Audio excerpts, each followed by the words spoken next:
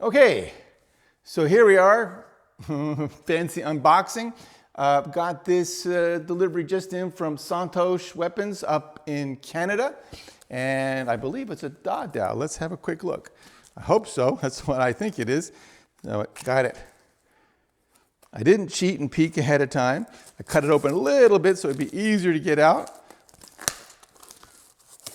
And I haven't seen it at all yet. Okay, oh, it says nice. Very nice card on top here. It says, thank you for helping me improve. I wish you a great year in 2023. Great guy. Thank you. You're certainly welcome. I appreciate any craftsman who's doing all they can. Let's get rid of that stuff. Ah, yes, very nice. Non-traditional plastic scabbard. Let's get that off. Now, he asked me this, he very kindly made this for me. Once we started our program, I'll probably use this to make some videos in the near future. I want to make one on the different neutralizations, different ways of deflecting that we see in the Dadao form. So I plan to do that, and I'll probably expect I will be using this to, you know what? I'm going to switch up, get a pair of scissors. A little easier to get that off. One sec. So I'll probably see this in some future Great River videos in use, in application. So the first is, of course, to get it out of the plastic. Okay. Boom. Oh, first thing I like that. I like the way he's done that ring. It's really nice.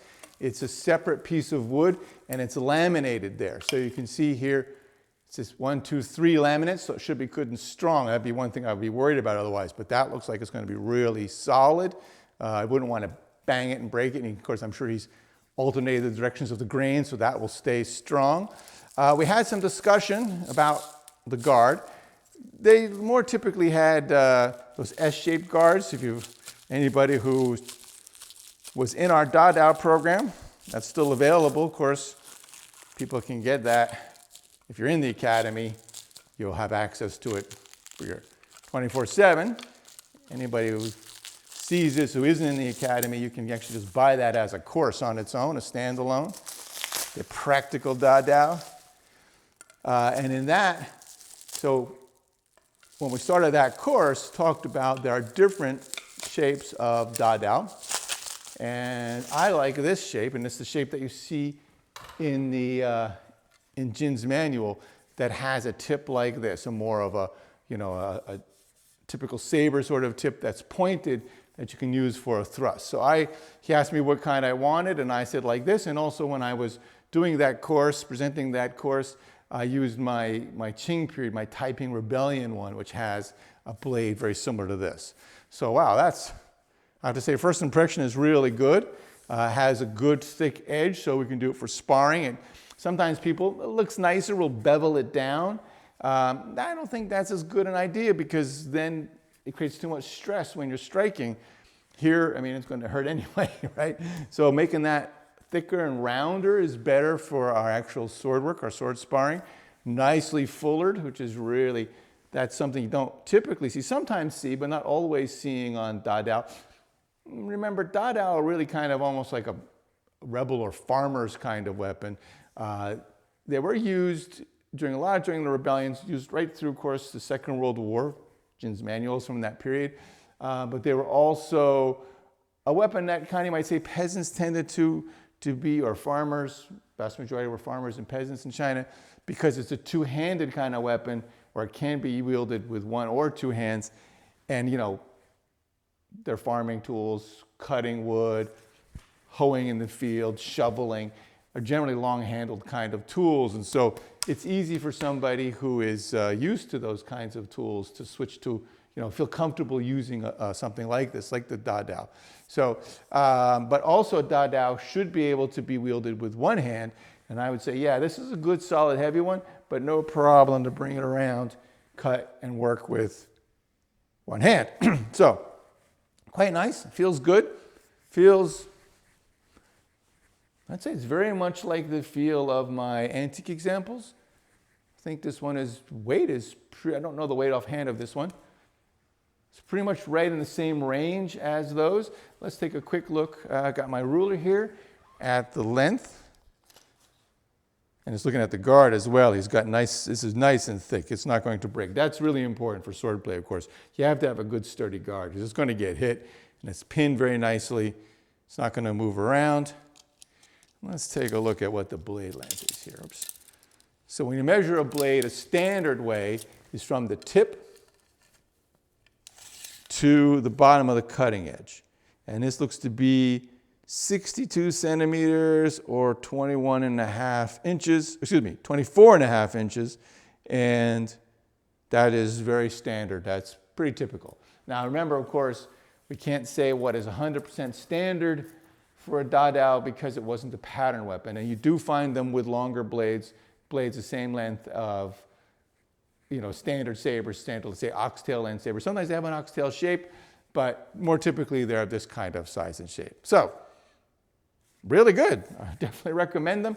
I believe these are now, to double check me because the price of wood's been going up a lot, but I believe these are depending on the style, the guard, and all those things, they're in the $130 to $160 range, US dollars. So, but check that with Santosh. Don't hold them to anything I say here because really the price of wood's gone up a lot lately and they may have gone up. But for the price, for the quality, really good. So, questions? I'm very happy with it. I'm looking forward to swinging it around and playing with it, giving it a good go. Any questions? This is Santosh Weapons made this. He's up in Canada. He's in Montreal, if I remember correctly. He's French-Canadian. How do you spell that? Santosh. S-A-N-T-O-S-H. Santosh. You can find him. He usually takes orders through Facebook. He's also on Instagram. So you can find him on either one of those places. And I should say also, he's very good at doing his production on time. Everybody, when he says he's going to send me something, it always comes on time, comes when he says. Everybody else I know who's gotten weapons from him has said the same thing. And he usually works so that you order this month and he puts it in next month's production line and he'll tell you when it's going to come. So he's very good at his business side of things. He's an excellent craftsman, but also very good customer service in my experience. Anyone else have a question? I just want to say I got a gem from him. Very, very nice guy, communicates well. I think he's in Quebec City, actually. Quebec City, okay. Maybe I know. I haven't actually seen him in person, so so he gets stuff back and forth in the mail, communicating online. You forget exactly where people are. So if you didn't hear, that was Kyle just saying that he got a gen from him and he's very happy with it, and that he was very good at communicating. Very, good business practice, you could say. Anyone else? Stick it in here really close. Everybody have a good look. And I really like the way this is done. He's done a great job with that. And, I wouldn't be concerned getting in it with somebody that this is going to break or fail in any way. Okay, so there you go. Quick unboxing, Santosh Dadao. Definitely check him out on Facebook, Instagram, and if you need a sword, he's one of the good makers out there. Okay. Where would you estimate the balance point on that? Point of balance. Question, what's the point of balance? You can have to estimate it. It's right there. And that is? 6 inches. Not quite. From the center of the guard, just shy of 5. So about 12 and a half centimeters. So, and this feels right. It feels right. You don't want that point of balance to be too far forward, which would give you a little more power. If it was a strictly two-handed weapon, it could have a more forward point of balance so you could deliver a more powerful, a little more robust cut.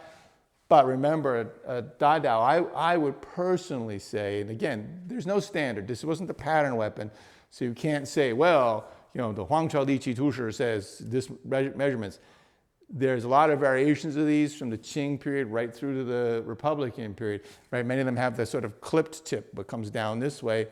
I prefer this tip because I like to use a thrust, but you can also do the thrust with that very angular tip. A lot of the later ones seems, I haven't done a real careful side-by-side study, but it appears from what we see that the World War II era ones tended to have that more clipped tip. The Qing era ones also have those clipped tips, but you also tend to see more of these ones with a sort of standard tip like this, standard saber tip. But there's no pattern. It's not a patterned weapon. It's a militia weapon. It's a civilian weapon. Later on, you could say, even during the Second World War, it wasn't being made by pattern. They were being made all over the place, a lot of times by volunteer groups who were making them for the Chinese military, for the warlord armies and for the National Army, so to fight the Japanese. So no real standardization. But I would say one defining characteristic of a Dadao is that you can wield it with one hand, but it's, of course, also set up for that two-handed use. Okay, so about 5.5 inches or 12.5 centimeters forward is that point of balance. All right, you're welcome. Anyone else? Okay, great. Thanks, everybody. Stay strong. 再见.